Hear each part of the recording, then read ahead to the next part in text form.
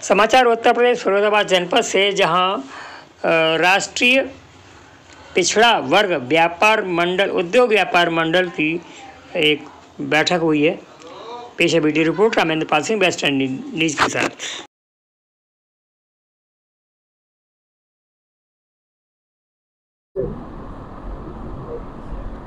बोलिए, ऐसा क्या कार्यक्रम था आपका? आज राष्ट्रीय पिछड़ा वर्ग उद्योग व्यापार मंडल का एक प्रेस कॉन्फ्रेंस यहाँ पे बुलाया गया है इस संबंध में कि हम लोग चाहते हैं कि हमारे उत्तर प्रदेश के और देश के सभी जिलों में राष्ट्रीय पिछड़ा वर्ग उद्योग व्यापार मंडल का प्रतिनिधित्व हो और सभी जिलाधिकारी और जो इंडस्ट्री कमिश्नर है वो इसको लिस्टेड करें, जिससे कि हर जिले में होने वाली जिला उद्योग बंधु की बैठक को हमारे प्रतिनिधि वहां पे जा सके।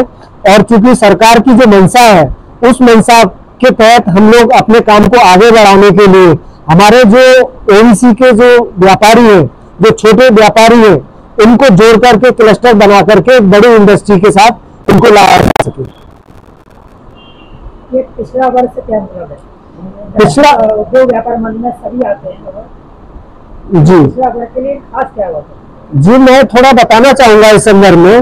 आपने देखा होगा कालांतर में क्या रहा है कि ब्राह्मण, क्षत्रिय, वैश्य, शूद्र के आधार पर चूंकि हमारे यहाँ एक व्यवस्था थी और उसी व्यवस्था में एक विशेष वर्ग जो वैश्य वर्ग था वही व्यापार और इंडस्ट्री से जुड़े हुए लोग ये सारे काम करते थे व्यापार के संबंधी। लेकिन देश आजाद हुआ और व्यवस्थाएं बदली तो हमारे जो ओबीसी के लोग थे उन्होंने भी अपना व्यापार उद्योग शुरू किया। लेकिन दुर्भाग्य की बात यह है कि उनके व्यापार भी थे और उनके संगठन भी थे। कुछ संगठन तो 1923 के रजिस्टर्ड है और जितने भी देश में व्यापारिक संगठन चल रहे हैं अभी तक उनका प्रतिनिधित्व उसी आधार पर विशेष वर्ग करता है। अब लगभग 30 से 32 करोड़ के आसपास पिछड़े वर्ग के लोग जो हैं व्यापार से जुड़े हुए हैं, इनका कोई प्रतिनिधि नहीं है, इनका कोई व्यापार मंडल नहीं है। तो ओबीसी लगाने का तात्पर्य और कुछ नहीं है, सिर्फ ये है कि हमारे पिछड़े वर्ग के जो भी व्यापारी भाई हैं एक प्लेटफॉर्म पे आकर के अपने एक दूसरे का हाथ पकड़ करके और उन सबको साथ ला करके एक अच्छी उन्नति कर सके और मुख्य धारा में अपने आप को जोड़ सके। व्यापारी तो बहुत है हम लोग, लेकिन अभी तक दुर्भाग्यवश देश में एक भी व्यापार मंडल ओबीसी का नहीं है। और जितने भी व्यापार मंडल है मैं दावे के साथ कहता हूं कि उनका प्रतिनिधित्व जिले से लेकर के राष्ट्रीय स्तर तक केवल एक विशेष वर्ग के हाथ तक सिमट करके रह गया है। सर, वही बात आपकी बात मैं कर रहा हूँ। हमारे महानगर फिरोजाबाद में प्रदेश लेवल के बहुत सारे संगठन हैं, वो भी जो उद्योग व्यापार मंडल से ही, तो वो तो सब ये कहते हैं कि भाई हमारे तो जाति और उसका कोई मतलब नहीं है। देखिए, मैंने फिर आपको इस बात को दोहरा रहा हूँ, हमें भी जाति या वर्ग से कोई मतलब नहीं है, व्यापारी व्यापारी होता है। लेकिन आप देखेंगे कि जिस तरीके से व्यवस्था थी हमारे देश के अंदर उसी व्यवस्था को धरने से चला आ रहा है और जो चीजें कालांतर में चली आ रही है, यानी जो गटर साफ करने वाला व्यक्ति है वो आज भी गटर साफ कर रहा है। तो व्यवस्था बदलनी चाहिए। जब देश में संविधान काम कर रहा है, देश का एक तंत्र काम कर रहा है, तो उस तंत्र का, उस व्यवस्था का फायदा, उस व्यवस्था का लाभ एक अंतिम छोर तक जाना चाहिए। सिर्फ इसका ये उद्देश्य है। रोजगार जो भी है एक एजुकेशन से मिलता है, एक योग्यता से मिलता है। अब इसमें कही जाए गटर साफ करने वाला है तो वो उसकी योग्यता इतनी नहीं है तो कुर्सी कहीं पर भी सरकारी नौकरी में आ सके।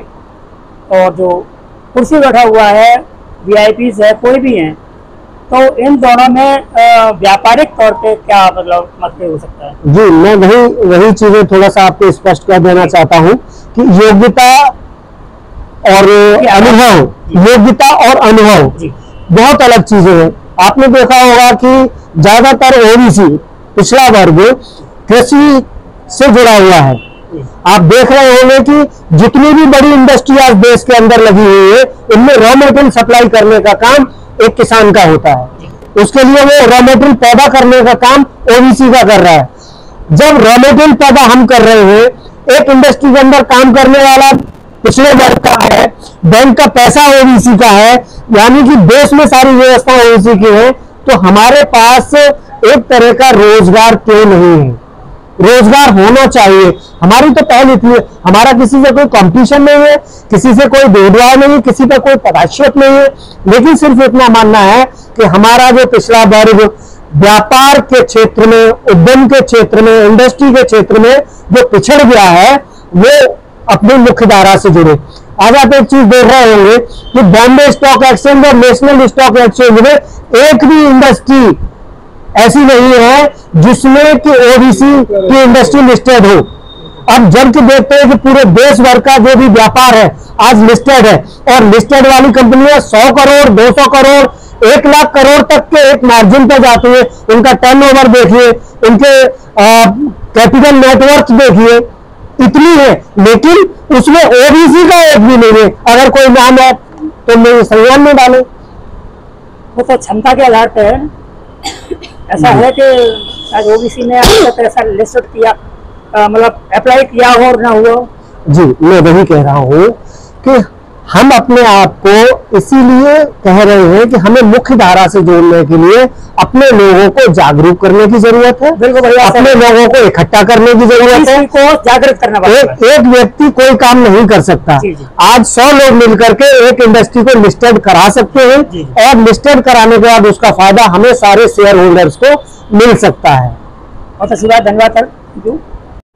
जी सर, वही प्रश्न मैंने किया था कि यहाँ व्यापार मंडल फिरोजाबाद में बहुत सारे हैं जो कि व्यापारियों की प्रमुख समस्याएं सुन रहे हैं, उनके संबंधित समस्याएं जो भी हैं।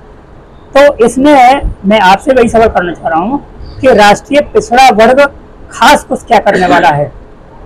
पहले तो पिछड़ा वर्ग संगठन जो राष्ट्रीय उद्योग व्यापार मंडल का ये है, इसमें गरीब तबके का जो व्यापारी है, चाहे छोटे से छोटा व्यापारी हो, चाहे पिछड़े वर्ग से आता हो या फिर दलित समाज से आता हो, उसके लिए ये पिछड़ा वर्ग अपने तन मन धन से साथ खड़ा रहेगा।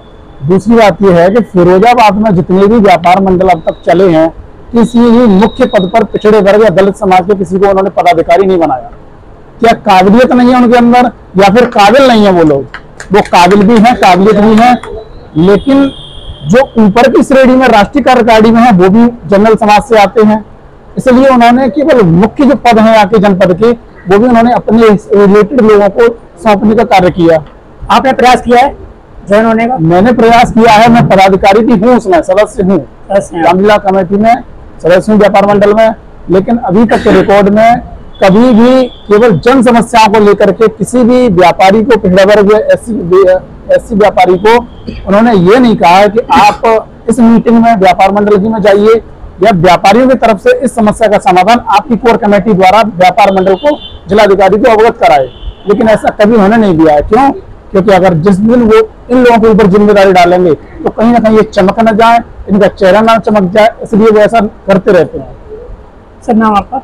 मेरा नाम भूपेंद्र निषाद है। उत्तर प्रदेश फिरोजाबाद जनपद से मैं इसमें Ramendra Pal Singh, best India news से। और आज जो है एक रेस्टोरेंट में यहाँ राष्ट्रीय पिछड़ा वर्ग की एक व्यापार मंडल की एक मीटिंग हुई है, और जिसमें उन्होंने एक आवाज़ उठाई है कि पिछड़ा वर्ग जितने भी आते हैं, घर पर रोने धोने से काम नहीं चलेगा, आगे बढ़ के आइए, सामाजिक धारा में जुड़िए, मेहनत करिए, व्यापार को आगे बढ़ाइए, और जो उद्योग को है रेस्टोरेंट कराइए। और ये लोग जो हैं, ऐसा इनका वादा है कि हम लोग हेल्प करेंगे पूरी। और इसके साथ ही मैंने आपने यहाँ पर उनके बयान भी सुने हैं। इसके साथ ही मैं रामेंद्र पाल सिंह जुड़ रही है, देखते रहिए बेस्ट इंडिया। जय हिंद, जय भारत।